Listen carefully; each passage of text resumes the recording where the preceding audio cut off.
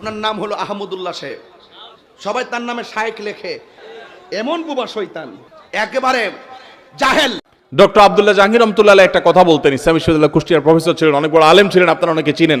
Sir একটা কথা বলতেন যে মুসলমানদের মধ্যে যে অনেকের আগুন লাগছে, এই হুজুর ওই হুজুরের বিরুদ্ধে, ওই হুজুর ওই হুজুরের বিরুদ্ধে বলে, এগুলো আমি থামাতে পারবো না, এত ক্ষমতা আমার নাই যে আমি থামাই দেব। তবে আমি একটা কাজ করতে পারি, সেটা হলো নতুন করে যেন কোনো আগুন না লাগে, আমি এই জন্য কোনো কারোর বিরুদ্ধে খোঁচাখুচি করি না।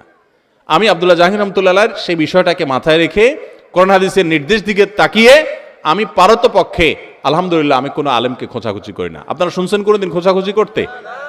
আমাকে অনেক সময় অনেকে অনেক বাজে কথা বলেন, কটু কথা বলেন, হজম করে চলে যায় যে আমার ভাই হয়তো ভুল করেছেন। আমি আবার তাকে পাল্টা বলতে গেলে অসুন্দর হবে, মানুষ ইসলাম সম্পর্কে ভুল ধারণা নেবে। আমি সবর করার চেষ্টা করি। আল্লাহ আমাদের সব ভাইকে সেরকম হওয়ার তৌফিক দান করুন।